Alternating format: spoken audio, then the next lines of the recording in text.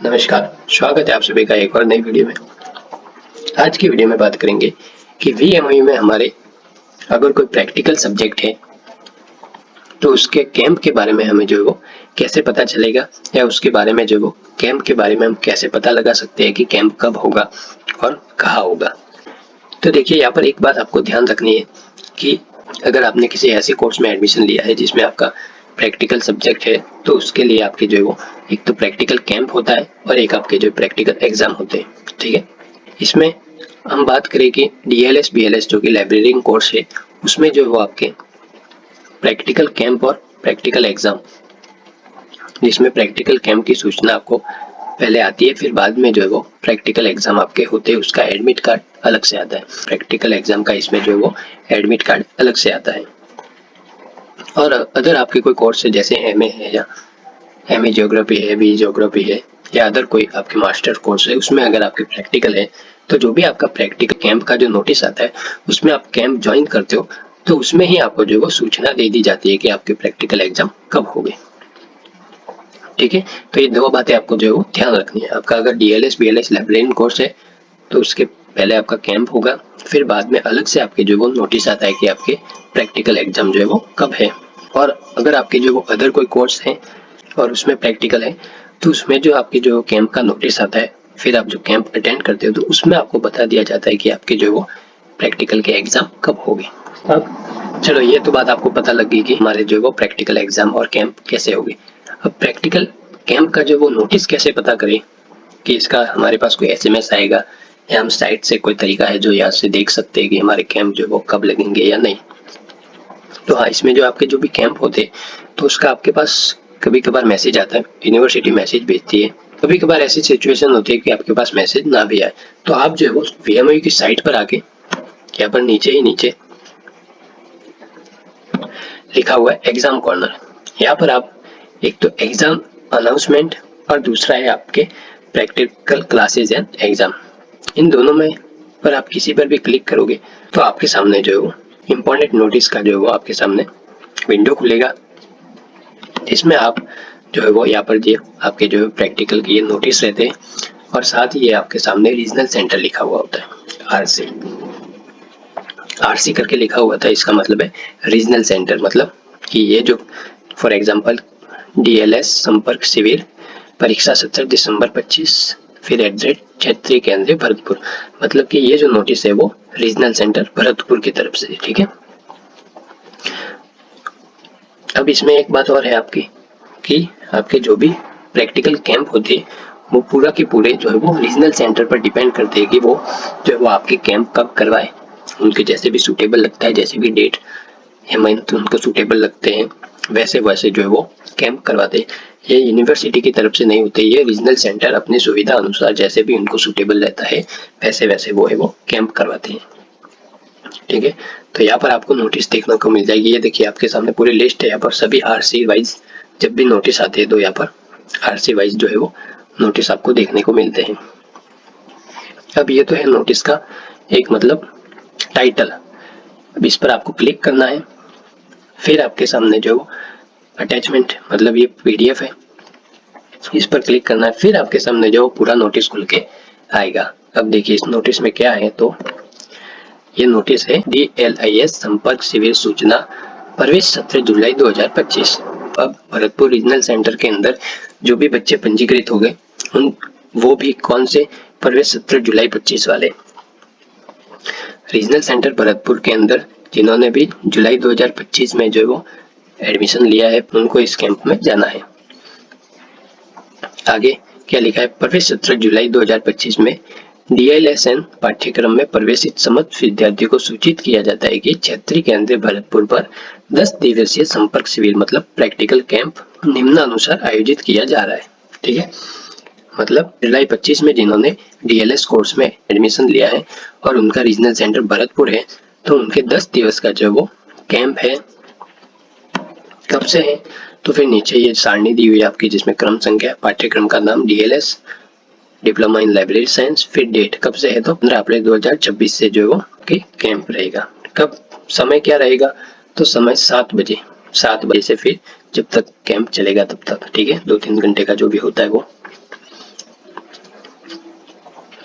ये तो पहली पारी हो गई 7 बजे से, फिर दूसरी है इसमें 12 बजे से। अब इसके सामने जो लिखे स्कॉलर नंबर, ये स्कॉलर नंबर आगे की सीरीज जो है वो देखिए यहाँ पर सबके सेम है।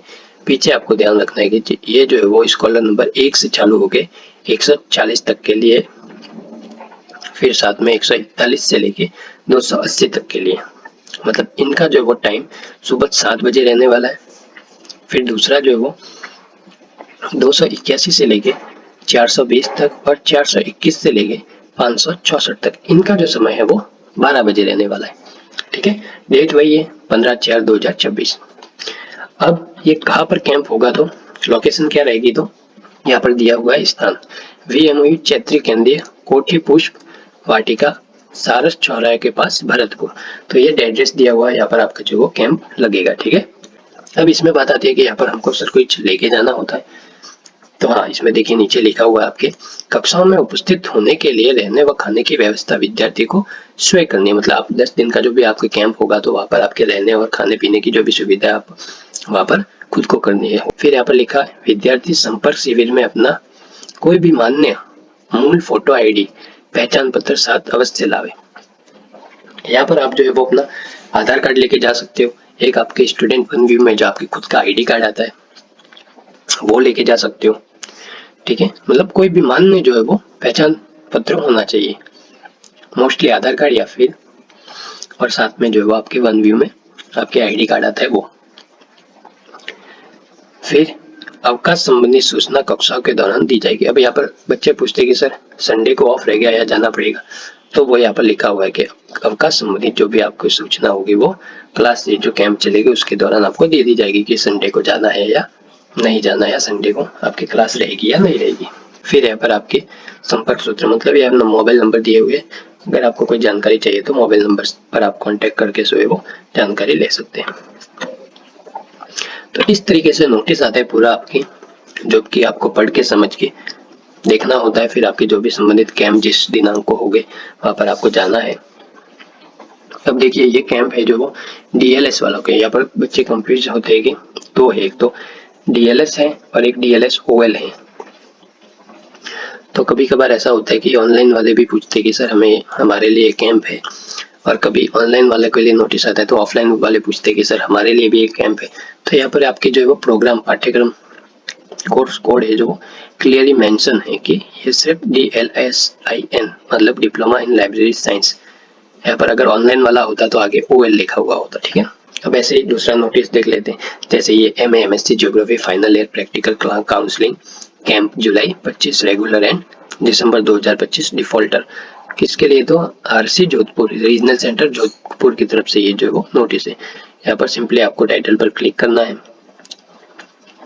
क्लिक करने के बाद अंदर आपको ये जो PDF दिखेगी इस पर क्लिक करना है। अब देखिए नोटिस समझे आप क्या लिखा हुआ है इसमें। तो सबसे पहले तो ये जो वो क्षेत्रीय केंद्र जोधपुर की तरफ से नोटिस है, इसमें लिखा है MA MSc final year geography practical camp Jodhpur, मतलब जो भी MA MSc geography final year में जो भी स्टूडेंट है उनका प्रैक्टिकल कैंप जो वो लिखा है आगे।